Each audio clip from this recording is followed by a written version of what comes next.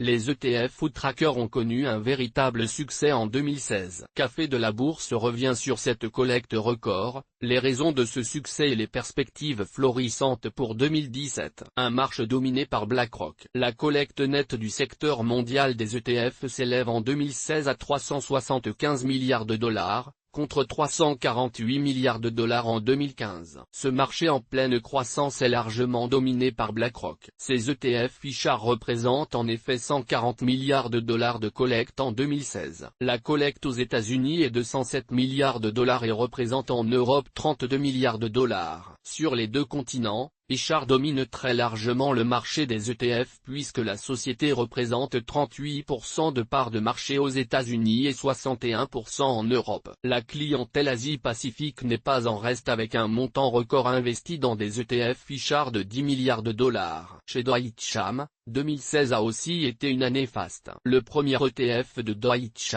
le DBX Tracker MSCI World Index UCI ETF, lancé en janvier 2007 sur Deutsche Börse, affiche aujourd'hui plus de 2,5 milliards d'euros d'actifs sous gestion. En effet, près de 57 milliards de dollars sont investis sur les ETF de Deutsche cotés en Europe et en Asie et près de 13 milliards sur sa gamme outre-Atlantique. 2016 est aussi une bonne année pour Lyxor, le leader en France, qui a vu ses encours progresser de 2,4% et affiche une collecte nette de 1,5 milliard d'euros sur les ETF. Et le début 2017 commence très fort. L'encours total sous gestion est ressorti en hausse de 2% par rapport à la fin de l'année 2016, s'élevant à 525 milliards d'euros, malgré un effet marché négatif de moins 0,31%. Lyxor précise que les ETF axés sur les actions des pays développés, la dette émergente et les obligations d'entreprise ont connu d'importantes entrées de capitaux, dans un contexte plus favorable au risque. Résultat, Lyxor observe un mois de janvier record sur le marché des ETF européens. La collecte sur les ETF actions a représenté pas moins de 7,2 milliards d'euros. Votre capital est assujetti à un risque. Les ETF obligataires dépassent les ETF actions. La véritable surprise de cette année 2016, c'est le poids considérable des ETF obligataires qui répliquent la performance d'indices obligataires. Investir en direct dans les obligations peut paraître compliqué et surtout ne peut se faire qu'à partir d'un montant conséquent. Les ETF obligataires, plus faciles d'accès, surfent sur le succès actuel des obligations auprès des investisseurs. Régis Bourget, responsable de la vente institutionnelle ETF et fonds indiciels en France chez Lyxor, a précisé dans l'émission intégrale Bourse du 9 janvier 2017 que, pour les ETF européens, la collecte sur l'obligation a dépassé celle sur les actions pour la première fois l'année dernière, 22,4 milliards contre 15,9 milliards d'euros. Les ETF obligataires Richard ont collecté en 2016 un montant record de 60 milliards de dollars,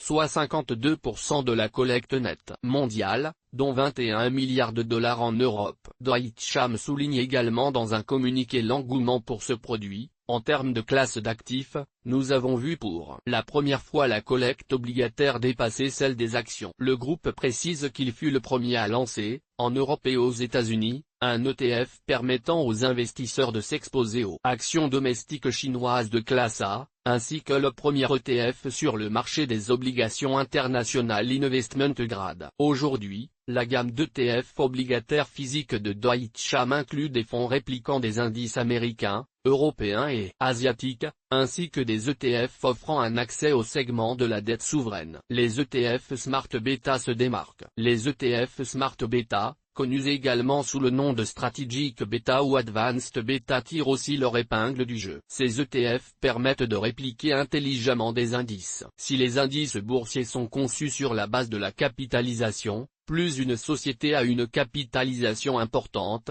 plus son poids dans l'indice est élevé. Les Smart Beta reposent sur des indices construits par exemple en fonction de la valorisation de l'entreprise, approche value, en équipondérant les capitalisations, un même poids pour toutes les valeurs, ou encore en fonction de la volatilité. Cette approche différente tend à améliorer la performance et minimiser le risque. Les ETF Smart Beta affichent une collecte nette de 20 milliards de dollars. Les ETF Smart Beta iShares raflent 37% de parts de marché, détenus grâce à 9 milliards de dollars de collecte nette dans des ETF à minimum volatilité. Chez Deutsche Sham, les positions initiées en faveur de produits Smart Beta ont atteint les 10 milliards de dollars, amenant les encours de ces derniers au voisinage des 48 milliards de dollars à fin 2016. Enfin, on notera tout de même que l'on a assisté au dernier trimestre à un mouvement massif vers les ETF actions, porté par la victoire de Donald Trump. La détention d'actions américaines a ainsi largement été favorisée par des investisseurs confiants dans l'impact de l'élection de Donald Trump sur l'économie. Les perspectives florissantes du marché des ETF pour 2017. Les investisseurs se sont tournés vers les ETF en cette période d'incertitude, afin de se bâtir un portefeuille efficient et précis. Selon Mark Weidman, directeur monde d'iShares et de la gestion indicielle chez BlackRock,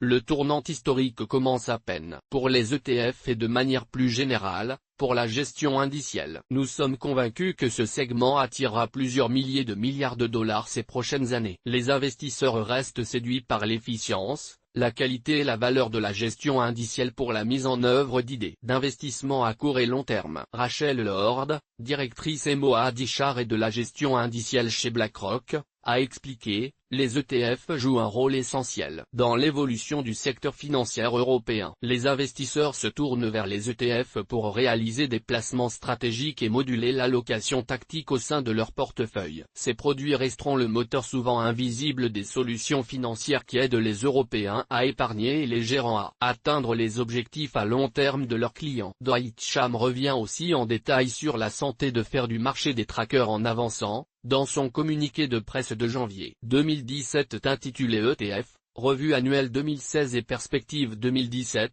un certain nombre de chiffres prometteurs. Dans notre scénario de base, si aucun événement majeur ne vient impacter les marchés, le marché mondial des ETF devrait croître de 18,6% dont 13,3% de collecte nette et 4,7% liés à l'appréciation des actifs. Une croissance qui devrait mettre les ETF sur les rails pour atteindre les 4,2 trillions de dollars d'ici à fin 2017. Les ETF américains seront, selon nos anticipations, les plus gros contributeurs à cette croissance, avec plus 18,2% de croissance de leurs actifs, et une collecte qui devrait avoisiner les 325 milliards de dollars. Attention cependant, avant de vous précipiter vers les ETF, l'autorité des marchés financiers, AIMF, met en garde sur le risque systémique porté par ces fonds indiciels cotés, et particulièrement en période de stress sur les marchés financiers car durant ces périodes, les prix des parts des ETF sont susceptibles de connaître une importante décote et les effets de corrélation peuvent amplifier la volatilité sur les marchés sous-jacents. Rassurez-vous tout de même,